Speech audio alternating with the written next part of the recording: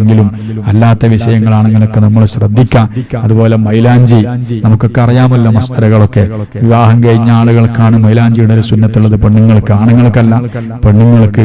അല്ലാതെ വിവാഹം കഴിയാത്ത ചെറുപ്പക്കാരികള് കുട്ടികളൊക്കെ മൈലാഞ്ചി ഇടുന്നത് ഇന്നിപ്പോ ഒരു ഫാഷനാണല്ലോ. അതൊന്നും ഇസ്ലാം വലിയ അനുവദിച്ച കാര്യമല്ല എന്ന് നമ്മൾ മനസ്സിലാക്കണം.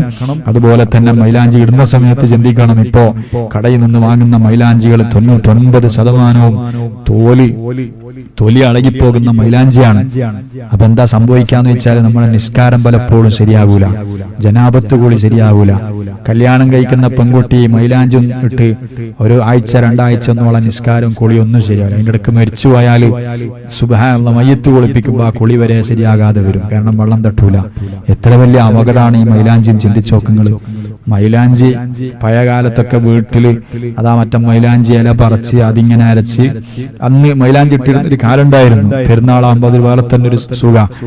ഇങ്ങനെ മൈലാഞ്ചി അരക്കലും അതൊരു രസമായിരുന്നു പണ്ട്. ഇപ്പൊ അതല്ലല്ലോ. ഇപ്പൊ ട്യൂബ് വാങ്ങാണ് പല രൂപത്തിലുള്ളത്. എന്നിട്ട് അതിങ്ങനെ കയ്യിലിടുക. വേറൊന്നും നോട്ടല്ല. നിസ്കാരം ശരിയാകോ? ഇതിങ്ങനെ തൊലി അളകി പോകുന്നുണ്ടെങ്കിൽ അപ്പൊ അവിടെ വെള്ളം തട്ടുന്നില്ല. അല്ലാതെ സാധാ മൈലാഞ്ചി അങ്ങനല്ല, അത് കളറാണ്. കുറച്ച് കഴിയുമ്പോ കളർ ഇങ്ങനെ പോകും, തൊലിയൊന്നും അളകൂല. തൊലി അളകുന്ന മൈലാഞ്ചി ആണെങ്കിൽ അപകടമാണ്. അതുകൊണ്ട് ഉമ്മമാരെ നമ്മൾ ഭംഗിയെന്നും പറഞ്ഞിട്ട് എന്തൊക്കെയോ ചെയ്ത് പെരുന്നാളിന് എന്തൊക്കെയോ കാട്ടിക്കൂട്ടി നമ്മുടെ ഈമാനും തഖ്വയും ഇബാദത്തുകളും നഷ്ടപ്പെടുത്തരുതേ എന്ന് വളരെ സ്നേഹത്തോടെ ഈ മജ്ലിസിൽ എന്നും പങ്കെടുക്കുന്ന ഉമ്മമാര് വലിയ പ്രതീക്ഷയോടെ പങ്കെടുക്കുന്നവരാണ്.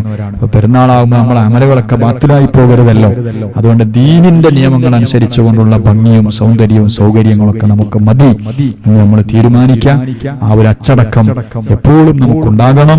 അതുകൊണ്ട് മൈലാഞ്ചി കാണുന്ന ഷോപ്പുകളിൽ നിന്നൊക്കെ വാങ്ങി എന്നിട്ട് കയ്യിലും കാലിലൊക്കെ താവിട്ട് പിന്നെ നോക്കുമ്പോൾ നിസ്കാരം ശരിയാകാതെ വന്ന് ജനാപത്ത് കൂടി ശരിയാകാതെ വന്ന് പല അപകടങ്ങളും അതിലൂടെ ഉണ്ടാകും.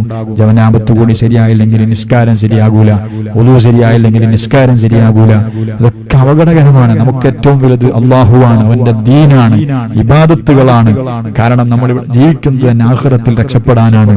അതുകൊണ്ട് അതൊന്നും ചിന്തിക്കാതെ തൽക്കാലത്തിന്റെ സന്തോഷം, തൽക്കാലത്തിന്റെ ഹാപ്പി അത് മാത്രം ചിന്തിച്ചുകൊണ്ട് മുന്നോട്ട് പോകരുത് എന്ന് എല്ലാവരോടും ഓർമ്മിപ്പിക്കുന്നു. അല്ലാഹു നമുക്കെല്ലാവർക്കും ഖൈർ നൽകട്ടെ.